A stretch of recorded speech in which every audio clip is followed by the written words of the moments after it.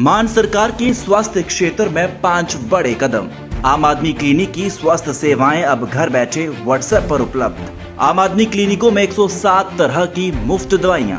आम आदमी क्लिनिकों में 47 तरह के मुफ्त टेस्ट। आम आदमी क्लिनिकों में एंटी रेबीज का मुफ्त टीका। आम आदमी क्लिनिकों में गर्भवती महिलाओं का मुफ्त इलाज। यही है नया पंजाब, जहां इलाज भी मुफ्त और मान सम्मान भी पूरा, क्योंकि लोगों की सेहत है सरकार की जिम्मेदारी। नमस्कार साथियों, एनएमएफ न्यूज देख रहे हैं आप। आपके साथ मैं हूं अनुपम रसून। अभी तक विपक्ष और खास तौर पर राहुल गांधी और कांग्रेस के लोग ये सवाल पूछ रहे थे कि धनखड़ साहब कहां हैं। लेकिन अब जब धनखड़ साहब सामने आ गए हैं, तब ऐसा लग रहा है जैसे विपक्ष को सांप सूंघ गया है। जिस जगदीप धनखड़ को लेकर तरह तरह का नैरेटिव बनाया गया और मोदी सरकार की छवि को धूमिल करने की कोशिश की गई, जिस तरह से नरेंद्र मोदी के खिलाफ, अमित शाह के खिलाफ, जेपी नड्डा के खिलाफ और मोदी कैबिनेट के कुछ मंत्रियों के खिलाफ एक ये माहौल बनाया गया कि उन्होंने धनखड़ का अपमान किया, आज वो सारा माहौल ध्वस्त हो गया और धनखड़ की एक चिट्ठी ने सब पर पानी फेर दिया है। जिनको नहीं पता कि जगदीप धनखड़ कहाँ है, उनको इस चिट्ठी के बारे में जरूर जानना चाहिए। और जो अभी ये पूछ रहे हैं कि धनखड़ का पता बता दीजिए, वो किस हाल में है, सुरक्षित हैं भी या नहीं है।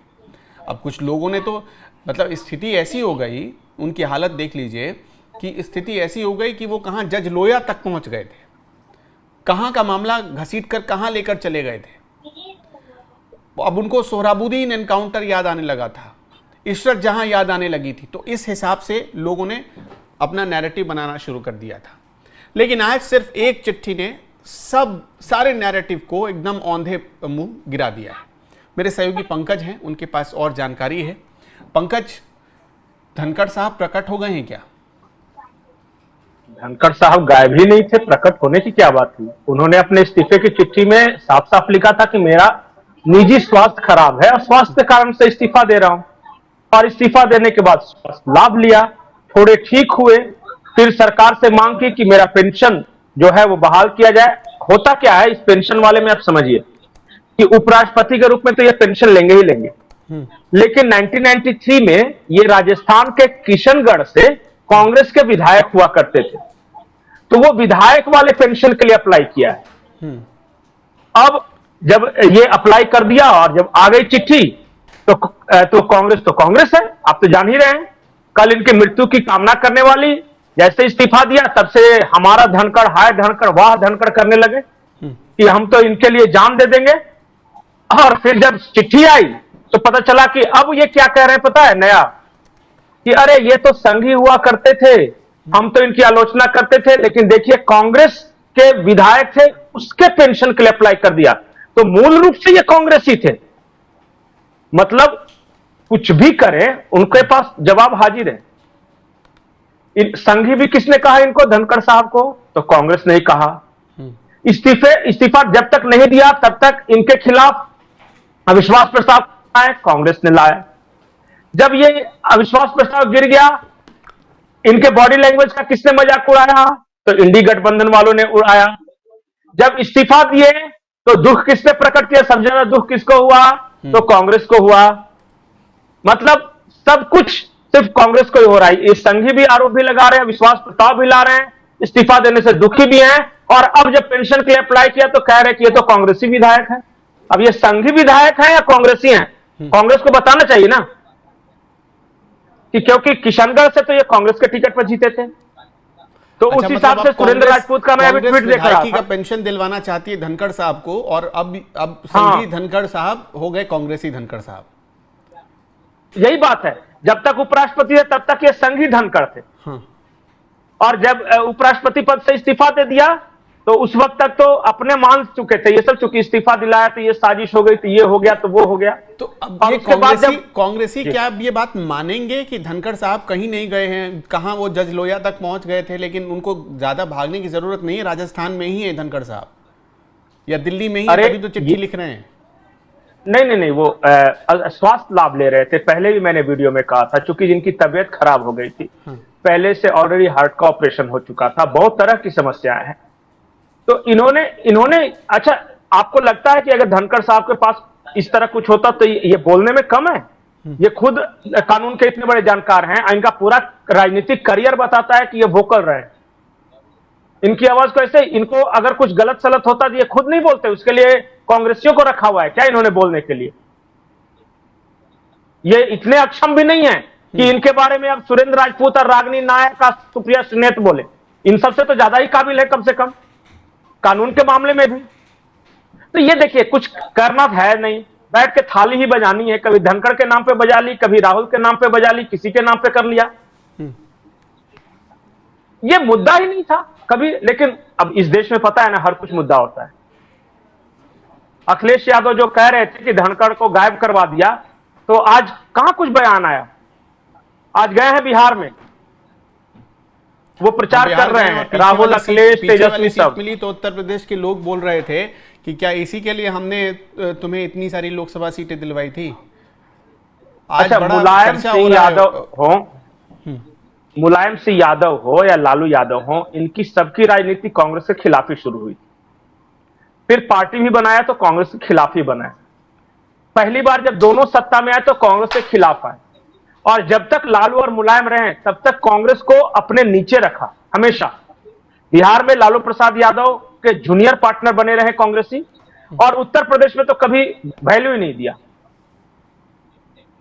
अब उन दोनों के लाडले आगे आगे राहुल गांधी और पीछे दोनों जय जय करते रह रहे हैं। और राहुल गांधी बोलते हैं कि वोट चोर, तो ये दोनों का काम यही रह गया है, गद्दी छोड़ बोलना सिर्फ।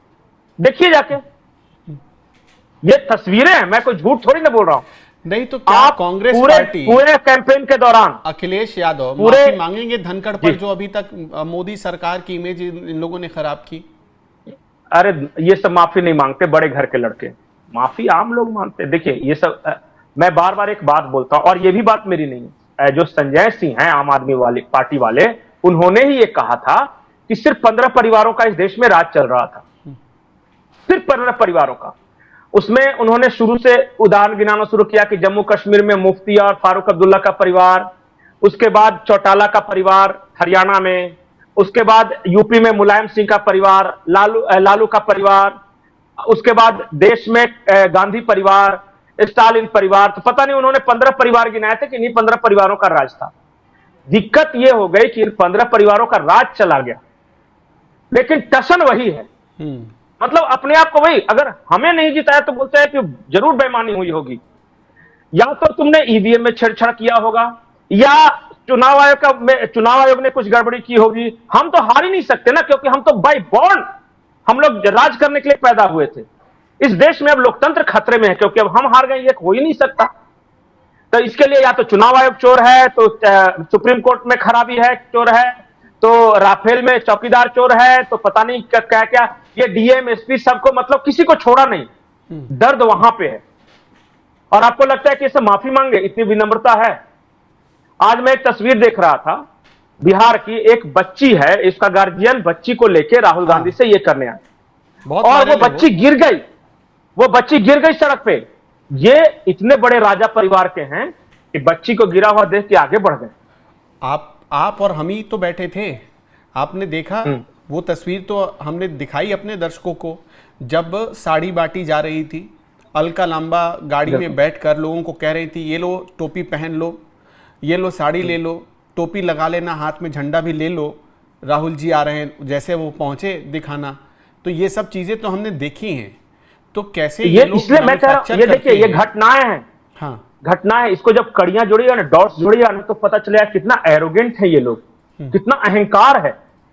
मैं देख रहा हूं कि लोग इनसे मिलने, हाथ मिलाने जा रहे हैं तो सिक्योरिटी आ रहे हैं, लात से मार रहे हैं उनको। इसी बात पर आते हैं कि इनके दौर में, मतलब अब एक तरफ आप रखिए मनमोहन सिंह जी को, अब नहीं है वो इस दुनिया में, लेकिन हम चर्चा चूंकि कर रहे हैं, अच्छा, तो हम दोनों तरफ से करते हैं। उनको रखिए और एक तरफ जगदीप धनखड़ को रखिए, और फिर ये तय करिए कि दोनों में से सबसे ज्यादा सम्मान किसको मिला, सबसे ज्यादा बड़ा पद किसको मिला, सबसे ज्यादा मौके किसको दिए गए। नहीं, और मनमोहन सिंह बुरे आदमी नहीं थे, मैं फिर से मानता हूं, लेकिन उनको काम करने का मौका नहीं मिला, दिया नहीं। ये सम्मान की तो बात करो। आपने देखा वो सोनिया गांधी को वो नमस्ते करते थे, और सोनिया गांधी पलटकर जवाब तक नहीं देती थी उनको। हमने जवाब नहीं देती थी, ये राहुल गांधी नहीं जवाब देता था। हाँ, सोनिया गांधी का तो फिर भी एक्सपीरियंस था, चलो बनवाया है, ये राहुल गांधी। जिसकी कैबिनेट कोई प्रस्ताव रख रही है, उस प्रस्ताव को फाड़ देते हैं राहुल गांधी एक सांसद के तौर पर। यह भी तो इस देश में पहली बार ही हुआ था। अच्छा, बाकी दूसरे किसी सांसद के औकात है क्या कि सर अपनी ही पार्टी के केंद्र सरकार का जो अध्यादेश है वो फाड़ दे, कहीं तुरंत पार्टी से बाहर हो जाएगा, 1 सेकंड नहीं लगेगा। और मैं आज आपको बता दे रहा हूं, लिख के दे रहा हूं कि राहुल गांधी नहीं, आज रेहान वाड्रा और क्या है मारिया नाम है ना, वो उनको भी अगर सांसद और विधायक कांग्रेस के प्रणाम करेंगे तो उनके लिए जरूरी नहीं कि वो जवाब दे, चुपचाप बढ़ जाते हैं। राजा लोग हैं भाई ये सब, आप समझ नहीं रहे हैं। वो टशन, वो भाषा, नरेंद्र मोदी तुम सुन लो तेरी औकात क्या है, ये भाषा है। तुम तड़ा किसी से भी, आपको पता शायद नहीं होगा, ये हेमंत बिश्व शर्मा ने ये घटना बताया था। अहमद पटेल सबसे सीनियर थे, सबसे पावरफुल हुआ करते थे। किसी बात को लेके उनकी बात से असहमति हुई तो कॉलर पकड़ लिया था। क्या है, तुम हो क्या? बस सिर्फ एक खानदान में पैदा हुए की कॉलर पकड़ ली थी। हाँ, ये हेमंत बिश्व शर्मा ने एक किस्सा बताया था कि राहुल गांधी ने जब कुछ नहीं थे, ये मतलब राजनीति में जस्ट नए नए आए थे, किसी बात पे ये कहा तो अहमद पटेल का कॉलर पकड़ लिया था भाई। ये हेमंत बिश्व शर्मा ने बताया था। तो सोचिए क्या एरोगेंस होगा कि मैं ही हूं जो हूं। आप एक किस्से कहानियां सुनिए ना, जो बचपन से एक बार राजीव गांधी प्रधानमंत्री थे, तो ये कोई कांग्रेस के बहुत बड़े लीडर आके वहां बैठे हुए थे, बाहर इनका एक बरामदा है, वहां पे सब इंतजार करते हैं। अब वो जैसे ही राहुल गांधी आया एज ए बच्चा, तो वो सब उठ के खड़े हो गए। तो जिस बच्चे की परवरिश इस वातावरण में हुई हो कि वो जैसे ही रूम से बाहर निकले, कांग्रेस के बड़ा से बड़ा नेता हाथ बांध के खड़े हो जाए, तो उसमें एरोगेंस नहीं आएगा तो क्या विनम्रता आएगी? सोचिए जरा इस बात। खैर दर्शकों, इतना तो तय हो गया इस चिट्ठी के आने के बाद, और जैसे ही पेंशन की डिमांड, विधायक के तौर पर जो पेंशन करीब 42 या 44 हजार रुपए पेंशन मिलेगा धनखड़ साहब को, जो विधायक के तौर पर पेंशन मिलता है, उपराष्ट्रपति के तौर पर नहीं, एक चीज और टेक्निकल चीज है। कई राज्यों में क्या है ना कि आपको एक ही पेंशन मिलेगा। मान लिया कि आप पहले विधायक थे फिर सांसद हो गए, तो सिर्फ सांसद का मिलेगा। लेकिन राजस्थान में है ना, वो मल्टीपल पेंशन की योजना है। जैसे पहले आप विधायक हो गए तो विधायक का 42,000 मिलेगा, फिर सांसद हो गए तो सांसद का मिलेगा, अगर आप मंत्री हो गए तो उसका अलग, अगर आप राष्ट्रपति हो गए तो ये चारों जोड़ के मिलेगा। 42,000 प्लस जो मिलता है वो सब ऐसे, इस तरह राजस्थान में ये है। इसी को तो हटाने के लिए बात कर रहे थे कि मल्टीपल पेंशन की व्यवस्था खत्म होनी चाहिए नेताओं के लिए, कि आप कोई एक पेंशन ले लीजिए, चुन लीजिए कि आप विधायक का लेना चाहते हैं, सांसद का लेना, ऐसे नहीं कि जितना करते हैं सब जोड़ जाड़ के लेंगे। राजस्थान में अभी भी वो है, इसलिए एक्स्ट्रा उपराष्ट्रपति के अलावा राज्यपाल जो बने थे उसके अलावा ये विधायक वाला इनको 44,000 रुपए मिलेंगे, वो लेंगे, वो 42,000 रुपए, हाँ वो भी मिलेगा साथ में जोड़। आपका इस पर क्या सोचना है? अब धनखड़, इतना तो तय हो गया कि धनखड़ साहब कहीं नहीं गए हैं, वो पेंशन लेने के लिए आएंगे। पेंशन के लिए उन्होंने अप्लाई भी कर दिया है बाकायदा। तो अब विपक्ष का जो नैरेटिव था उसकी पोल खुल गई है। उनको कोई किडनैप नहीं, किसी ने किडनैप नहीं किया है, वो जहां भी हैं सुरक्षित है, तभी तो पेंशन मांग रहे हैं। तो आपका इस पर क्या कहना है, हमें कमेंट बॉक्स में आप भी ज़रूर बताइएगा। फिलहाल इस वीडियो में इतना ही। नमस्कार।